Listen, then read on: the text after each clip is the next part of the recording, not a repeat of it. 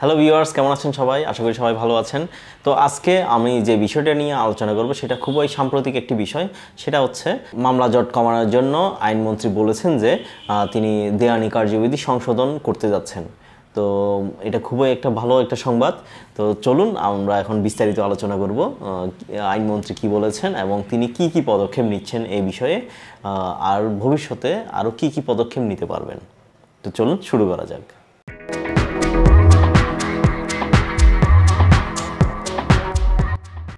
আদালতে মামলা করে মানুষ তার অধিকার আদায়ের চেষ্টা করে।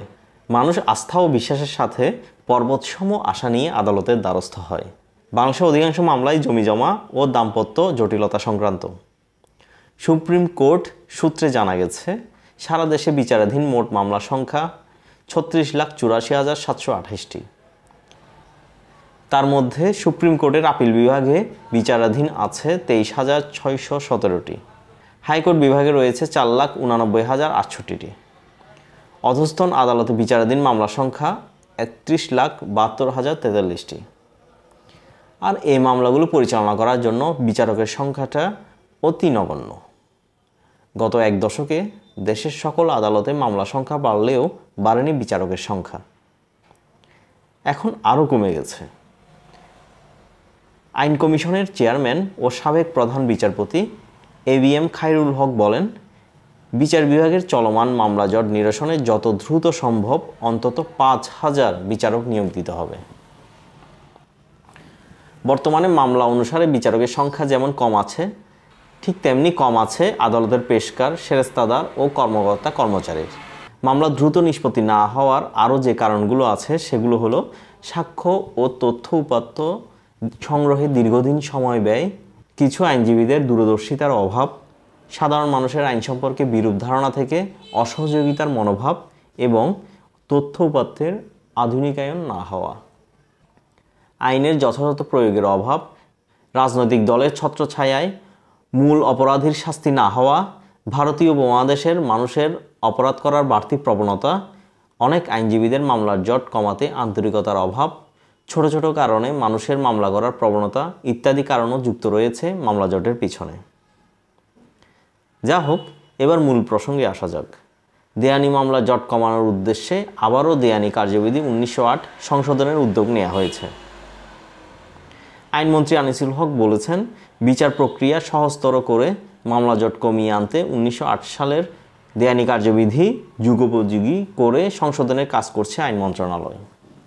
দেওয়ানি মামলা একটা পর্যায় রয়েছে, সেটাকে বলা হচ্ছে মীমাংসার পর্যায়, অথবা ইংলিশে যেটা বলে মেডিয়েশন পর্যায়। এটা সংক্ষেপে 89A বলা হয়। সেই পর্যায়ে এসে উভয় পক্ষকে ডাকা হয় এবং একজন আইনজীবী নিয়োগ করা হয়। সেখানে উভয় পক্ষকে বসিয়ে আপোষের চেষ্টা করা হয়। তো ওই ধাপটা খুবই ইম্পর্টেন্ট ধাপ একটা দেওয়ানি মামলার জন্য। যদি এখানেই উভয় পক্ষ আপোষে চলে আসে তখন কিন্তু মামলাটা ওখানেই ধরতে গেলে নিষ্পত্তি হয়ে যায়। তো এই ধাপটাকে যদি কার্যকরভাবে প্রয়োগ করা যায় তাহলে কিন্তু মামলার জটের সংখ্যা অনেক কমে আসবে। এই মেডিয়েশন পর্যায়টি উন্নত করার লক্ষ্যে জাইকার আর্থিক ও কারিগরি সহায়তায় development of mediation and civil litigation practices for enhancement of access to justice শিরোনামে প্রকল্প গ্রহণ করা হয়েছে। প্রকল্পটি মধ্যস্থতা কার্যক্রমকে উন্নত করার মাধ্যমে নাগরিকদের ন্যায় বিচারে প্রবেশাধিকার নিশ্চিত করার জন্য কাজ করবে এবং দেওয়ানি মামলা নিষ্পত্তিতে বিলম্বের কারণ যথাযথভাবে চিহ্নিত ক্রমে তা দূরীকরণে সহায়ক হবে।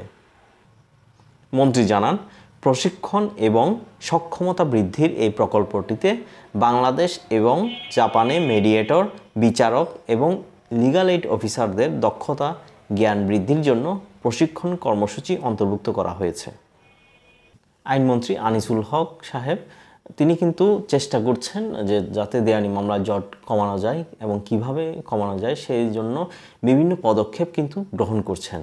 তো সেই কার্যাবলীর আওতায় 89 এর যে কার্যাবলী আছে, এখন যে নিয়ম আছে সেখানে কিছু সংশোধন করে উনি আরও যে পর্যায়টিকে আরও বেশি শক্তিশালী করার চেষ্টা করছেন। তো এই পর্যায়ে দেখা যাক মামলার জট কতটুকু কমে। উনি আরও কতটুকু উদ্যোগ নেয় মামলা জট কমানোর জন্য। তবে এই যে মামলা জটের কারণে এই দেওয়ানি মামলার ক্ষেত্রে মানুষ কিন্তু অনেক ভোগান্তিতে রয়েছে। বছরের পর বছর মামলা ঘুরতেই থাকে, চলতেই থাকে। প্রতিটা আদেশের বিপরীতেই আপিল ডিভিশনে যাওয়া হয়। তো এই ধরনের পদক্ষেপের কারণে দেখা যাচ্ছে মামলার জট অনেকাংশে বৃদ্ধি পায়। এই আপিল ডিভিশনের কারণে, প্রতিটা আদেশের বিরুদ্ধে আপিল ডিভিশনের কারণে অনেক মামলা দীর্ঘদিন ধরে চলতে থাকে। তো আশা করছি ভবিষ্যতে আইনমন্ত্রী সাহেব আরও বিভিন্ন ধরনের পদক্ষেপ নেবেন এই দেওয়ানি মামলার জটগুলো আরও কমানোর জন্য। তো সেই আশায় রেখেই আজকের মতো এই পর্যন্তই। পরবর্তী ভিডিওতে আবার দেখা হচ্ছে। ধন্যবাদ সাথেই থাকার জন্য।